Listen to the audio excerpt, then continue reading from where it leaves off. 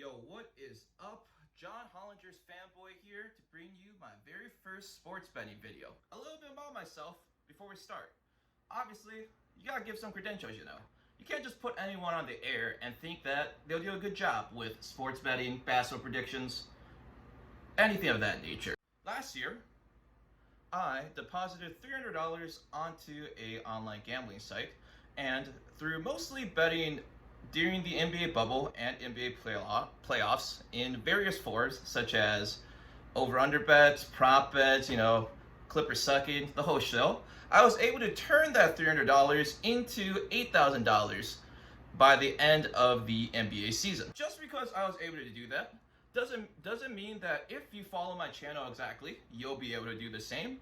Absolutely not. I had about a month and a half of betting in total. So, sample size kind of small. Still, that said, I do feel like there were certain tactics and just general tips that I used during this run that I feel like any sports bettor can take into. So, yeah, here's 4 of them. Please, before watching this, know that you should gamble responsibly. Gamble with only money that you have. I don't want to see any angry mobs outside my house in case you follow my tips, go bankrupt or something, and, have fun with it. Tip number 1, limit betting on the money line and spreads of your favorite teams.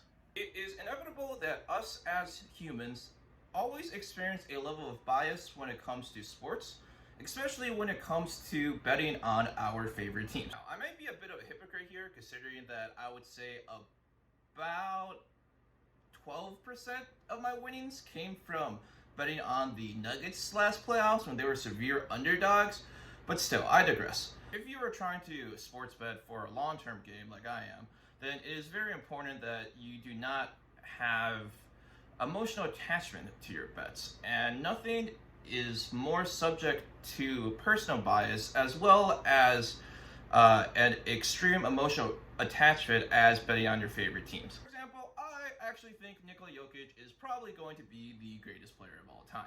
I also thought during last year's playoffs that Jamal Murray was going to be the second coming of Kobe Bryant, both of which did not prove to be right. If you are going to bet on your favorite team because you want to bet and watch their games to make watching their games more fun, I would suggest betting the over/under line. This is an effective strategy because while you may have some sort of bias on how good your team is, you do probably have a better understanding of how they play compared to other teams.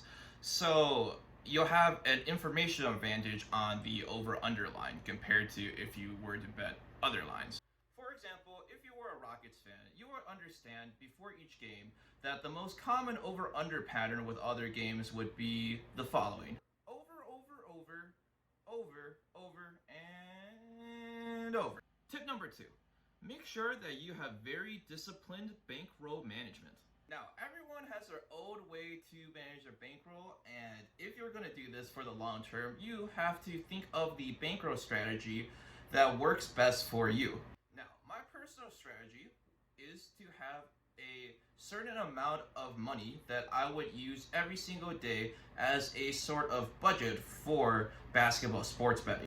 Within this budget, I also have rules for the maximum amount I would make per bet, whether that be parlay, prop bet, over/under, it doesn't matter. Make sure you're very consistent with this, as it is easy to, when you have a down day, tilt bet, which is betting when you are at a great loss and very emotional. This usually causes a lot of irrational decision making when you are at a great loss. Make sure that after you make your bets for the day to either delete the app you use or block the site that you use for your bets. Otherwise, you'll make irrational decisions like making live bets that you shouldn't, or betting on the New York Knicks at all.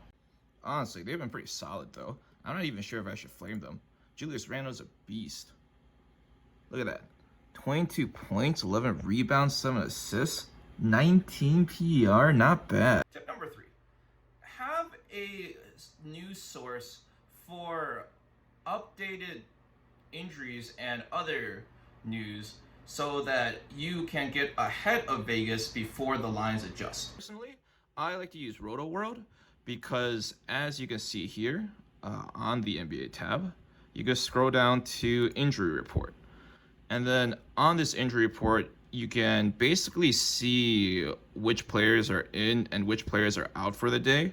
And here on the right, you can see the up-to-date player news that is going on. And yeah, the top headlines right here. Basically, it's a really fast source for news around the NBA. Tip number 4. Certain teams exhibit higher variance compared to other teams. Last year, by far my favorite team to bet on was the Houston Rockets. Why was that? Because they were a three-point shooting team, and a team that relies a lot on three-point shooting will naturally have higher variance when they play other opponents. Honestly, this year, I'm not exactly sure what kind of team is like that. Maybe the Hawks. Trae Young seems pretty inconsistent, and this team shoots a ton of threes. You can see, though, how betting on the money line of these teams can lead to huge profitability in the long term.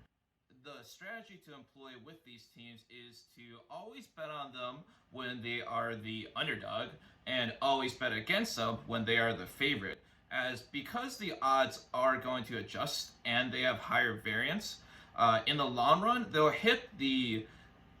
win enough games where they are the underdog and lose enough games where they are the favorite that it will pay off in the long run. Anyways, that's all I got for today. Once again, I do not endorse degenerate gambling. If you think you have a gambling problem, please call Wait 100 Gambler. And once again, yeah, just have fun out there. Because if you're not having fun, you're most likely betting with money that you can't afford to lose, and that will be bad for betting in the long term because you'll be tilt betting a lot.